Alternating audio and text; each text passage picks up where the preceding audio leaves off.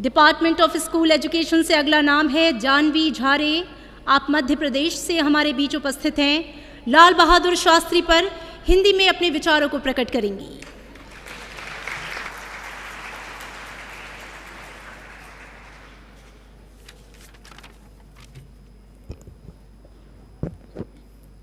बचपन जिसका कष्ट भरा था, कठिनाइयों से जो नहीं डरा था।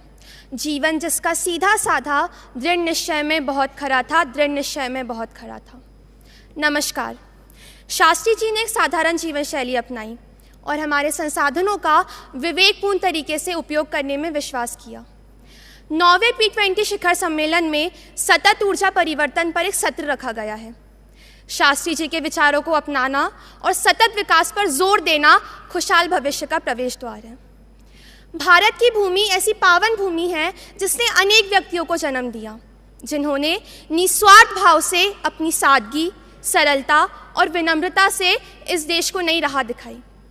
लाल बहादुर शास्त्री जी एक सच्चे राजनेता थे, जिन्हें जनता बेहद प्रेम करती थी। सादगी, सरलता और विनम्रता उनके व्यक्तित्व में एक विशेष आकर्षण पैदा करते थे।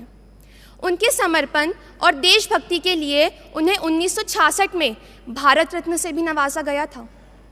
लाल बहादुर शास्त्री जी कहा करते थे कि हमें आपस में लड़ने की बजाय गरीबी, बीमारी और अज्ञानता से लड़ना चाहिए, क्योंकि हमारी समस्याएं, आशाएं और आकांक्षाएं अनेक हैं। वर्तमान में भी नव भारत और विकसित भारत के सृजन के लिए हमें शास्त्री जी के इन विचारों को अपनाना होगा, ताकि हमारा समाज मिलजुल कर इन समस्याओं का समाधान ढूंढ सके और हम नव भारत का सृजन कर सकें।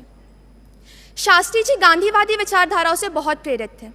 भारत छोड़ो आंदोलन के दौरान जब गांधी जी ने करो या मरो का नारा दिया था, तब लाल बहादुर शास्त्री जी ने महात्मा गांधी के एक आह्वान पर अपनी पढ़ाई छोड़ने का निर्णय कर स्वतंत्रता संग्राम में सक्रिय भाग लेने का निर्णय कर लिया। शास्त्री जी को सबसे अधिक उनके दिए गए नारे जय जवान, जय किसान और 1965 के भारत पाकिस्तान युद्ध में भारत की विजय के लिए याद किया जाता है। 1965 का भारत पाकिस्तान युद्ध शास्त्री जी के प्रधानमंत्री बनने के बाद घरेलू मोर्चों के साथ साथ अंतर्राष्ट्रीय सीमा सुरक्षा की दोहरी चुनौती के रूप में सामने आया। युद्ध के दौरान देश में खाद्यान्न की कमी होने पर शास्त्री जी का जय जवान, जय किसान का नारा पूरे भारतवर्ष में गूंजा था।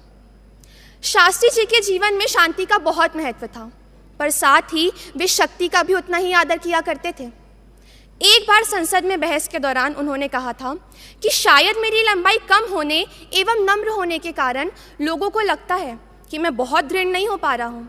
शारीरिक रूप से मैं इतना मजबूत नहीं हूँ, लेकिन मैं जानता हूँ कि आंतरिक रूप से मैं इतना कमज़ोर भी नहीं हूँ।